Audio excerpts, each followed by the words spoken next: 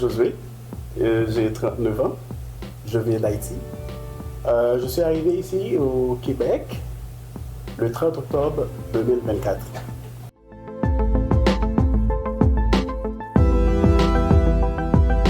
Moi, c'est Alice, j'ai 29 ans, je travaille au Centre communautaire LGBTQ+ de Montréal. Je suis responsable de l'accueil et des communications. Initialement, je viens de la région du Saguenay-Lac-Saint-Jean, mais j'ai déménagé ici à Montréal il y a 3 ans déjà.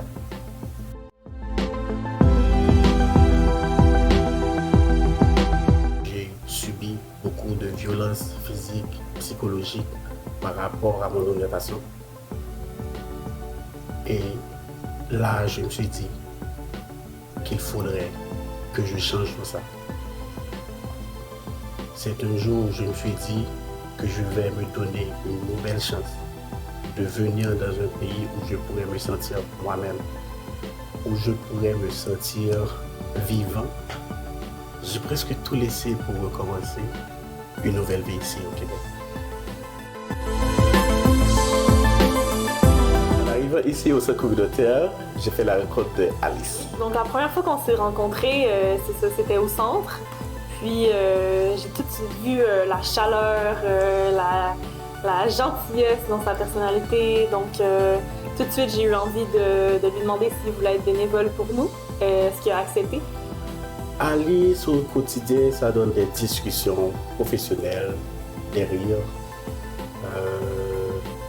Alice aussi m'a beaucoup orienté sur le plan professionnel. Elle m'a fourni beaucoup de ressources pour que ça puisse m'aider à la recherche d'emploi.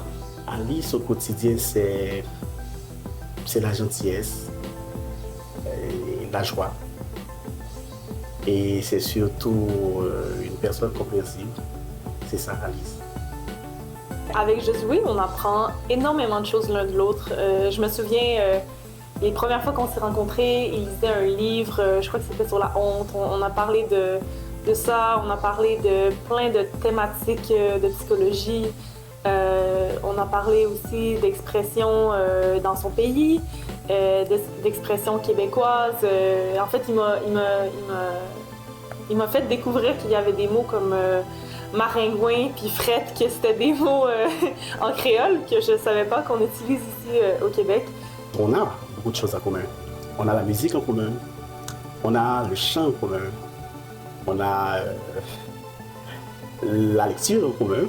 C'est quelqu'un qui adore lire. Et depuis, on a la psychologie en commun. Elle a étudié la psychologie tout comme moi.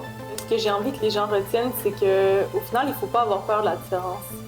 Peu importe l'orientation sexuelle, la couleur de peau, le statut, la différence, c'est la force en fait.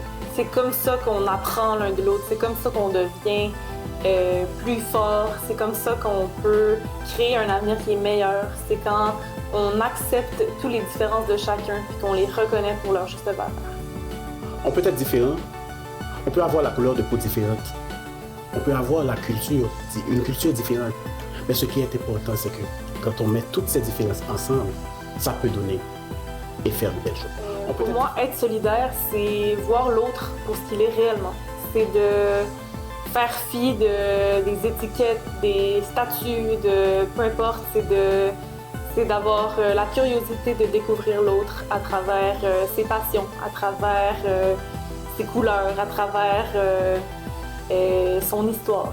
C'est de traiter son voisin comme on aurait envie d'être traité nous quand on arrive dans un nouvel endroit. Puis c'est d'accueillir comme on aimerait être accueilli. C'est se mettre à la place de l'autre, de lui montrer de l'empathie, de vouloir l'aider, de vouloir l'accompagner dans ses besoins les plus essentiels. Je souhaite réussir dans mon processus d'immigration, parce que ça c'est le plus important, me voir intégrer totalement, entièrement au Québec, et ensuite poursuivre une carrière en éducation spécialisée ou en intervention psychosociale. Parce qu'au Québec, on prend soin de notre monde.